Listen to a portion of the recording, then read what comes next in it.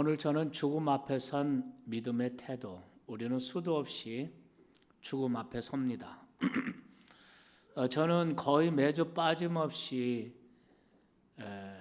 접하는 부고가 있습니다. 우리 교단에 목사님, 장로님들, 가족 가운데 세상을 떠나신 분이 있으면 항상 전체 교직자들에게 문자가 갑니다. 그 부고를 매주마다 거의 빠짐없이 받습니다. 우리는 순간순간 우리의 사랑하는 사람들, 우리의 이웃들의 죽음 앞에 서게 됩니다. 오늘 제목은 죽음 앞에 선 믿음의 태도, 이런 제목이 되겠습니다. 인류가 존재하는 한 한 번도 멈춰보지 않은 보편적 질문이 있습니다. 그것이 바로 죽음의 문제입니다. 인간은 이 문제 앞에서 철저하게 무기력하다는 것을 고백하지 않을 수 없습니다. 오늘의 신앙적 질문은 바로 이것입니다. 주님께서 우리를 사랑하신다면 왜 그런 상황에 이르도록 내버려 두셨을까? 나사로가 병들었을 때 그 누이들이 예수님께 사람을 보냈습니다. 당신이 사랑하는 자 나사로가 병들었습니다.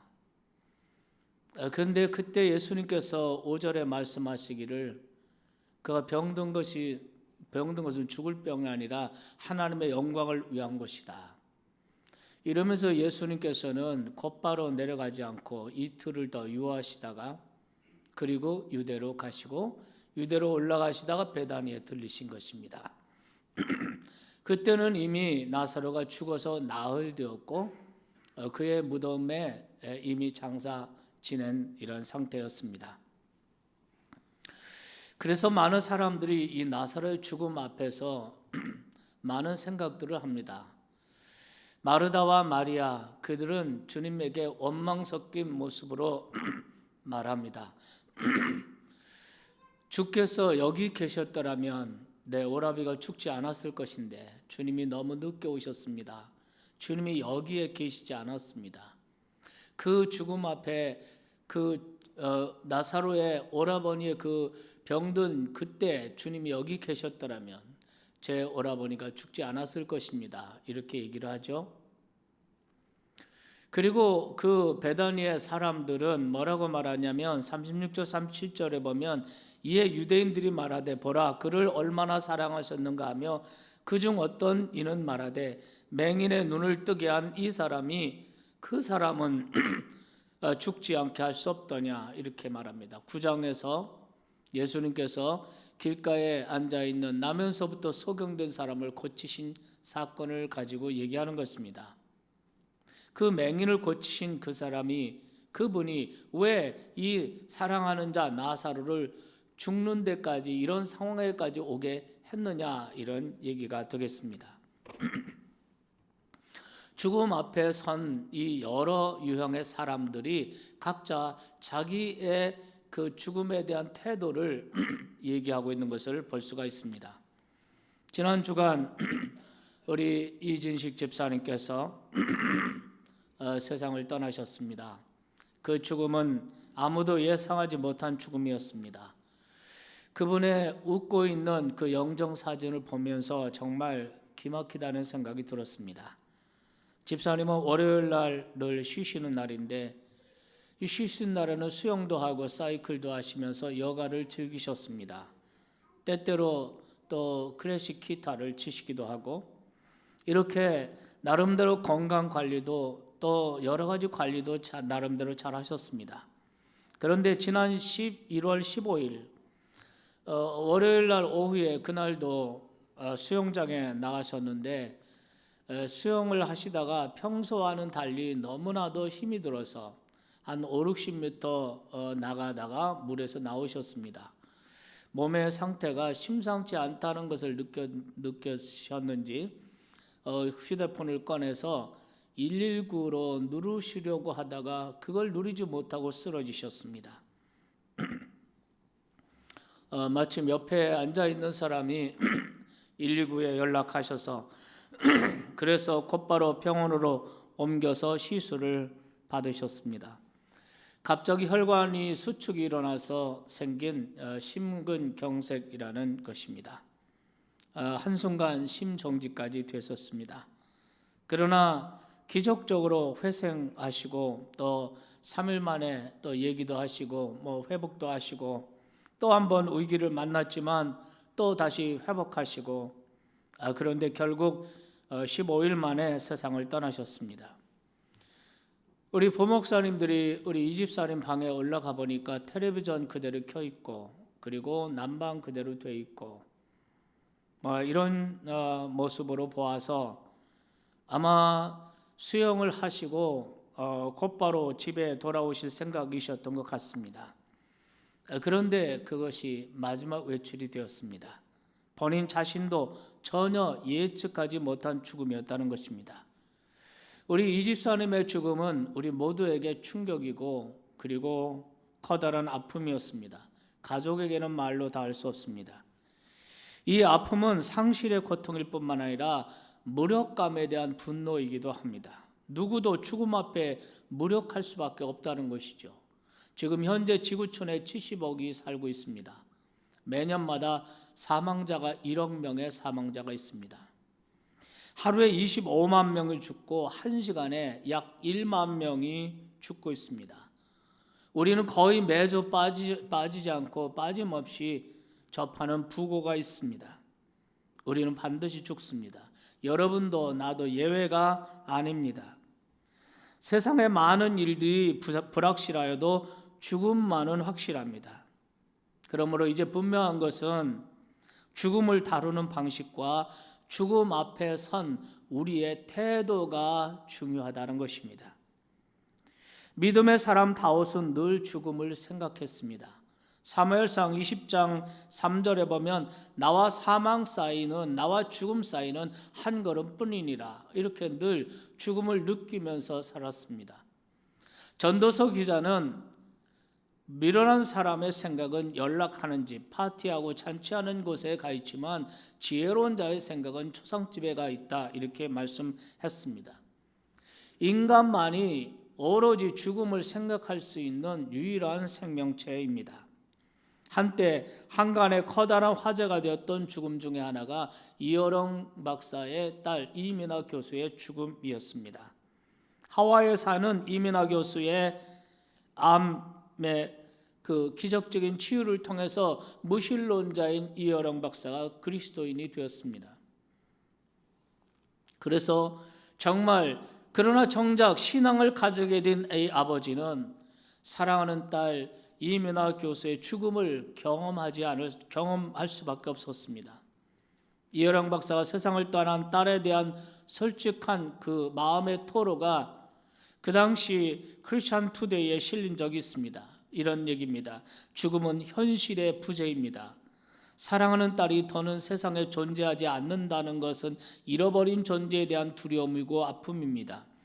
기독교인으로서 육체를 떠나면 오히려 하나님 곁에 가는 거니 오히려 축복 아니냐는 말씀을 크리스천들이 가끔 하시는데 그건 그렇지 않습니다. 죽음은 참 슬픈 것입니다. 그렇습니다. 우리가 천국을 믿고 부활을 믿지만 죽음은 역시 슬픈 것입니다. 그것은 더는 이 세상에서 만날 수 없다는 상실의 아픔 때문입니다. 이어령 박사가 그 대담에서 가장 마음 아픈 일 중에 하나가 핸드폰에 지워지지 않는 이름이라고 했습니다. 휴대폰을 열고 딸의 단축번호를 누르면 언제나 통화가 됐는데 아무리 멀리 미국에 있고 하와이에 있어도 언제나 대화가 되고 아빠 아파요 이야기 들을 수 있었는데 더는 단축번호를 눌러도 받지 않는다는 것입니다. 인상적인 이어령 씨의 말입니다. 지금도 지워지지 않는 채 딸의 휴대전화가 살아있고 번호가 저장되어 있지만 더 이상 통화할 수 없는 그것이 바로 죽음이다. 그러면서 아무리 때를 써도 되지 않는 이 죽음에서부터 신앙은 시작된다. 이런 의미 있는 말을 했습니다. 여러분, 이러한 인간의 죽음 앞에서 오늘 본문이 보여주고 있는 나사렛의 죽음은 이 죽음이란 사건만을 놓고 보았을 때 참 이해하기 힘든 죽음이었습니다. 왜냐하면 주님을 믿고 또 주님을 사랑하고 또 주님께서도 마치 친구처럼 사랑하는 나사로의 죽음이었기 때문에 그렇습니다. 5절 말씀에 보면은 너희들이 예수님께 사람을 보내서 사랑하시는 자가 병들었나이다. 6절에서 예수님께서 들으시고 죽을 병이 아니라 하나님의 영광을 위함이다 이렇게 말씀하시고, 그리고 곧바로 내려가지 아니하시고 이틀 동안 더 유하십니다. 우리의 마음은 당장에 오셔야 되고 정말 우리 시간이 있는데, 그런데 예수님께서는 당신의 시간표대로 움직이십니다. 우리는 현실의 문제가 당장 급한데, 그런데 예수님의 관심은 하나님의 영광에 있었습니다. 그리고 주님의 능력을 믿는 우리에게 때때로 주님께서 여기 계셨다라면 죽지 않았을 것이라고 생각합니다. 우리의 삶의 시간과 장소 가운데 참 아쉬운 일이 많습니다. 우리가 주님을 믿지 않는 것은 아는데 주님께서 우리가 원하는 시간과 원하는 장소에 주님이 거기 계시지 않은 것 때문에 참 아쉽습니다. 이런 아쉬움을 21절, 22절에서 마르다는 이렇게 말합니다. 마르다가 예수께 여짜오되 주께서 여기 계셨더라면 내 오라버니가 죽지 아니하겠나이다. 그리고 이렇게 말합니다. 그러나 나는 이제라도 주께서 무엇이든지 하나님께서 구하시는 것을 하나님이 주실 줄을 아나이다. 이제라도 주께서 무엇이든지 이렇게 말하지만 이 무엇이든지 역시 자신이 원하는 방법일 뿐입니다. 우리 인간들이 원하는 것이란 것은, 우리 인간들이 원하는 것은 하나님의 영광에 있는 것이 아니라 여전히 자신이 원하는 것입니다. 내가 원하는 시간, 내가 원하는 장소, 내가 원하는 일. 말로는 주님이 무엇이든지 구하는 것을 하나님께서 들어주실 것을 안다고 말했지만, 그러나 그 다음에 이어지는 예수님과의 대화를 보면 그녀는 역시 믿지 않고 있었습니다. 23절에 보면 예수님이 이렇게 말씀하시죠. 예수께 이르시되 내 오라비가 다시 살아나리라 라고 말씀하십니다. 그런데 마르다가 뭐라고 그럽니까? 마지막 날 부활 때 다시 살아날 줄을 내가 믿습니다 이렇게 말합니다. 주님은 그녀의 기대대로 내 오라비가 지금 살아나리라 말씀하시지만 마르다는 믿지 않았습니다. 이미 마음이 가려져 있습니다. 참 신기하죠? 한번 우리의 눈이 가려지면 보이지 않는다는 것입니다. 우리 인생의 문제는 언제부터인가 나의 시간과 나의 장소를 넘어서서 하나님이 일하시는 것을 보지 못한다는 것입니다. 그 순간부터는 관계의 단절이 일어납니다. 예수님이 하시는 말씀이 다 예수님 말씀과 마르다가 듣는 말이 다 각기 다릅니다. 살아난다는 말을 하지만, 그러나 마르다는 지금이 아니라 먼 장래 마지막 때 이렇게 생각합니다. 예수님은 지금을 말하시고 있는데 그러면서 계속 말합니다. 예수님이 여기 계셨더라면 죽지 않았을 텐데. 나중에 마리아에게 연락해서 마리아도 예수님께로 옵니다. 마리아도 똑같은 말을 합니다. 주께서 여기 계셨더라면, 좀 일찍 오셨더라면 내 오라비가 죽지 않았을 것입니다. 그런데 여러분, 사실 날짜를 제가 이 성경 구절을 연구하면서 따져보니까 죽은 지 나흘이 되었죠. 나흘이 되었을 때 예수님께서 그 너희들이 보낸 사람들로부터 사랑하신 자가 병들었습니다 하고 그 말을 듣고 이틀을 더 유하셨습니다. 그리고 내려가는데 하루 걸렸습니다. 그러니까 나흘이 되면 이미 예수님께서 그 사람들의 소식을 들을 때 이미 나사로는 죽어 있었습니다. 그러니까 마리아와 마르다 모두 과거의 사건에 주목하고 있습니다. 과거는 지나가 버린 절망의 시간입니다. 그런데 주님은 주님의 시간은 지금에 머물러 있습니다. 25절, 26절 보겠습니다. 예수께서 이르시되 나는 부활이요 생명이니 나를 믿는 자는 죽어도 살겠고 무릇 살아서 나를 믿는 자는 영원히 죽지 아니하리니 이것을 내가 믿느냐 그랬습니다. 과거의 절망이 아닌 지금 부활의 주님을 믿느냐는 것입니다. 여러분, 인간의 절망은 하나님의 시작인 줄 믿으시기 바랍니다. 그러면서 예수님이 이렇게 말씀하십니다. 39절입니다. 예수께서 이르시되 돌을 옮겨 놓으라 하시니 그 죽은 자의 누이 마르다가 이르되 주여 죽은 지가 나흘이 되었으며 벌써 냄새가 나나이다. 예수께서 이르시되 내 말이 내가 믿으면 하나님의 영광을 보리라 하지 아니하였느냐. 여러분, 이 본문을 가만히 들여다보면 인간들은 절망의 끝에서 문을 닫습니다. 그러면서 말합니다. 이미 돌문이 닫혔습니다. 이미 죽은 지 나흘이 되었습니다. 이미 시체가 썩어서 냄새가 나고 있습니다. 이미 시간이 지났습니다. 더는 가능성이 없다는 것이죠. 모든 이가 절망하고 있다는 것입니다. 그런데 그 절망의 끝에서 기적이 시작되기 시작합니다. 예수님께서 말씀하십니다. 돌을 옮겨 놓으라 것입니다. 절망에서 소망의 문을 여시겠다는 것입니다. 죽은 지 나흘이 지나 냄새가 나지만 그거 문제가 안 된다는 것입니다. 돌로 무덤 어구를 막았지만 그게 문제가 안 된다는 것입니다. 내가 믿으면 지금 하나님의 영광을 보게 될 것이라는 것입니다. 인간의 현실이 절망이라면 예수님의 관점은 영광이었습니다. 지금 인간들이 바라는 것이 치유의 기적이라면 예수님께서 보여주시려고 하는 것은 부활의 기적입니다. 나사로의 죽음은 사람들로 하여금 죽음에 집중하게 만들었습니다.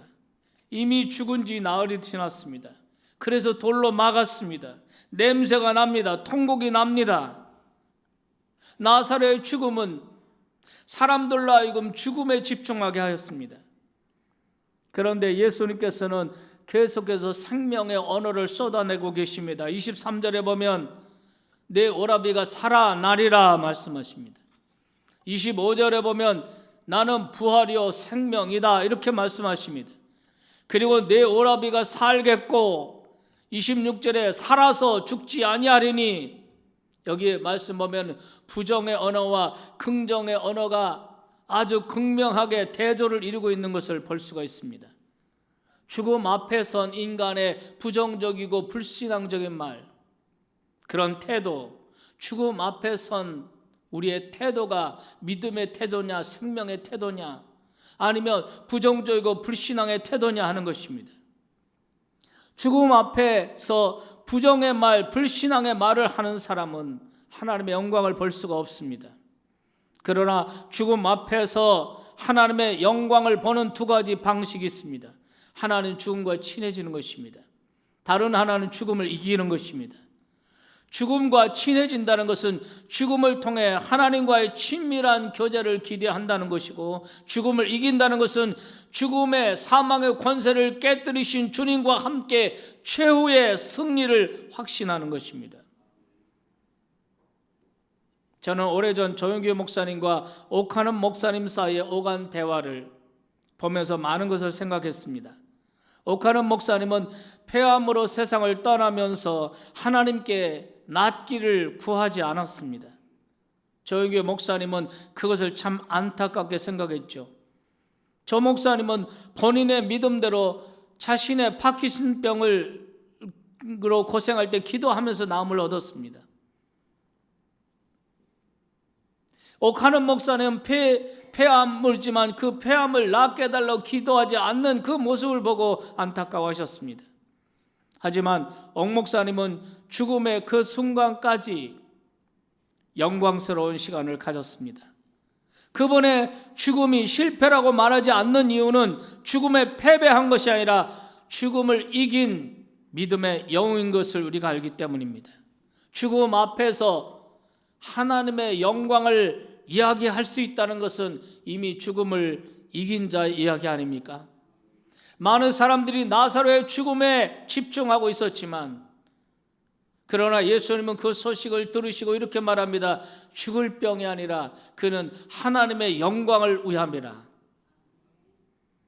요한복음 9장에서 사람들이 물었습니다. 이 사람 나면서부터 소경되었는데 누구의 죄 때문입니까?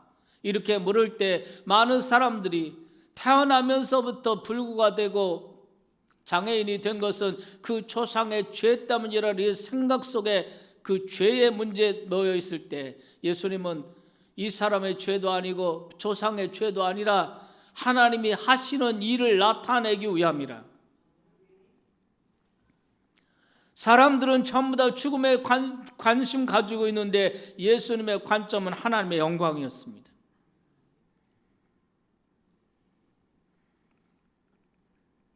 오늘의 본문의 가장 중요한 핵심은 나사로를 살리심에 있는 것이 아닙니다.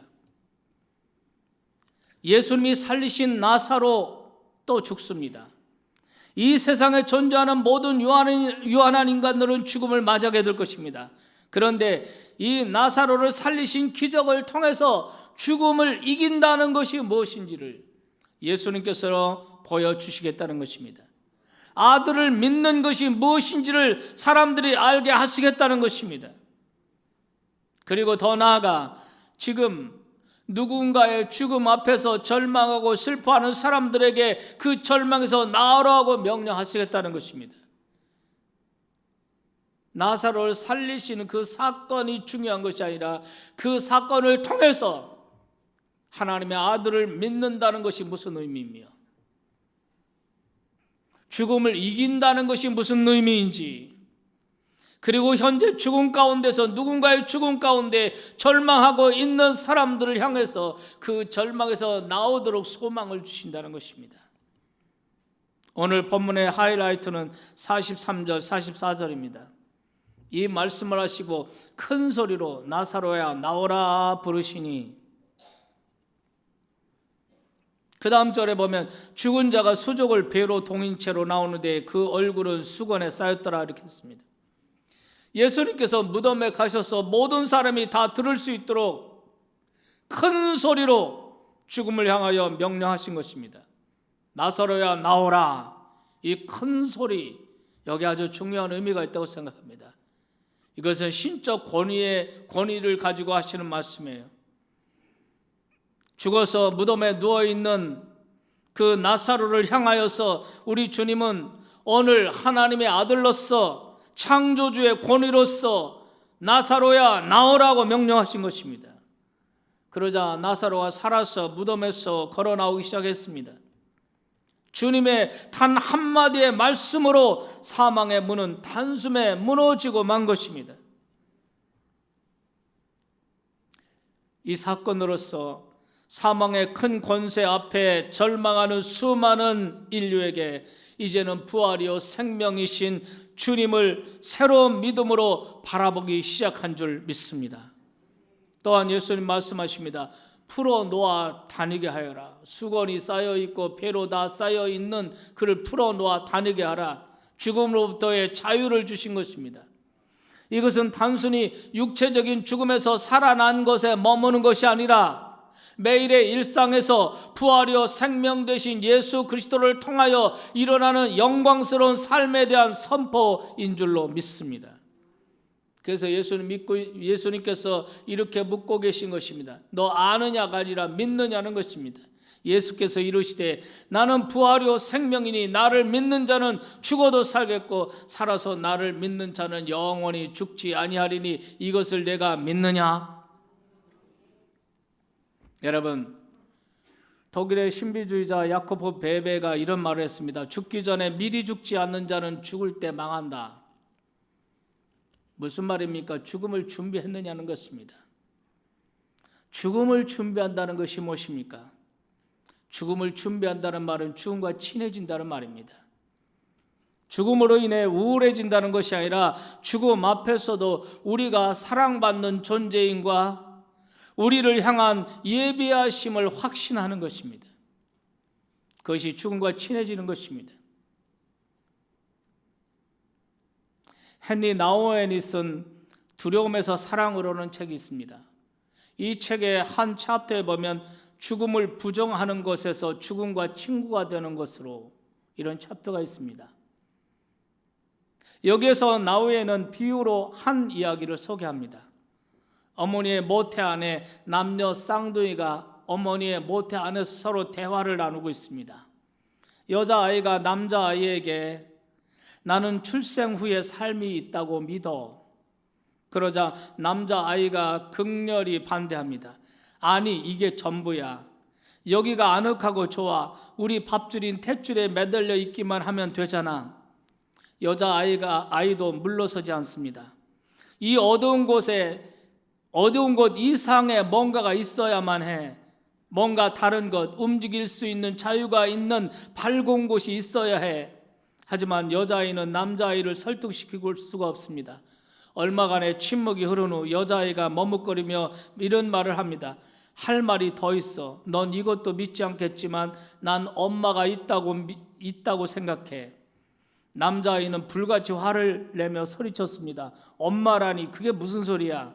난 엄마를 본 적이 없어. 너도 그렇잖아. 누가 내 머릿속에 그런 생각을 넣는 거지? 아까도 말했듯이 우리한텐 이곳이 전부야. 넌 왜 항상 그 이상한 이상을 원하니? 여기가 그다지 나쁘지 않은데 말이야. 필요한 건 다 했어. 그러니까 이걸로 만족하자. 한참을 지나 여자아이가 남자아이에게 다시 이렇게 말합니다. 가끔 이 안이 꽉 조여오는 걸 느끼지 않아? 꽤 거북하고 어떨 때는 고통스럽기까지 하잖아. 남자아이가 대답합니다. 그래, 그게 뭐 어쨌다는 거지? 여자아이가 말합니다. 난 이 조여오는 것이 우리를 준비시키기 위해서라고 생각해. 여기보다 훨씬 아름다운 것, 우리 엄마의 얼굴을 볼 수 있는 곳으로 갈 수 있도록 말이야. 넌 가슴이 설레지도 않니? 이런 대화입니다. 어머니 태중에서 이 남자아이하고 여자아이가 서로 대화를 하는 거예요. 이 이야기를 보면서 많은 것을 생각했습니다.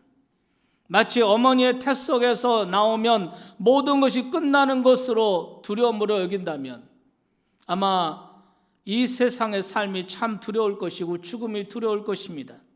하지만 이 세상을 벗어나는 순간 우리가 경험해 보지 못한 놀라운 세상, 참 자유, 하나님 아버지의 얼굴을 볼 수 있으리라는 믿음이 있다면 어머니의 태 속에서 사는 거, 거기에 연연하지 않으리라는 것, 오히려 미래에 대한 기대감을 갖고 설레게 될 것이라는 것.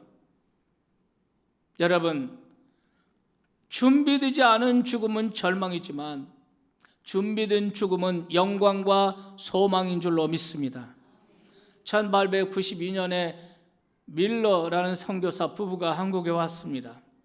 우리 한국 이름으로는 민로아 선교사입니다. 이 선교사 부부에게는 아이가 없었습니다. 그러다가 6년 만에 아이가 태어났습니다. 첫 아들이 태어났습니다. 이 부부가 얼마나 기뻤을까요? 그러다가 8개월 뒤 첫 아들이 하늘나라로 가고 말았습니다. 아들의 시신을 양화진에 묻고 그리고 3년 뒤 아픔이 머물 때쯤 둘째 아들이 태어났습니다. 그런데 하나님께서 단 하루 만에 이 아이를 또 데리고 가셨습니다. 그리고 1년 후에 이 아픔을 이기지 못하고 아내가 세상을 떠났습니다. 이 모든 일을 지켜보던 조선 사람들이 이 밀러 선교사에게 이렇게 물었습니다. 당신이 전하는 예수가 누구이기에 이렇게 당신을 힘들게 하는 거요? 그들의 물음에 선교사는 대답 대신에 찬송을 지어 부르기 시작했습니다. 그 찬송이 우리 찬송가 96장에 그대로 실려 있습니다. 그렇습니다. 참된 그리스도인은 죽음을 원망의 대상이 아니라 감사의 노래로 변화시키는 사람들인 줄 믿으시기 바랍니다.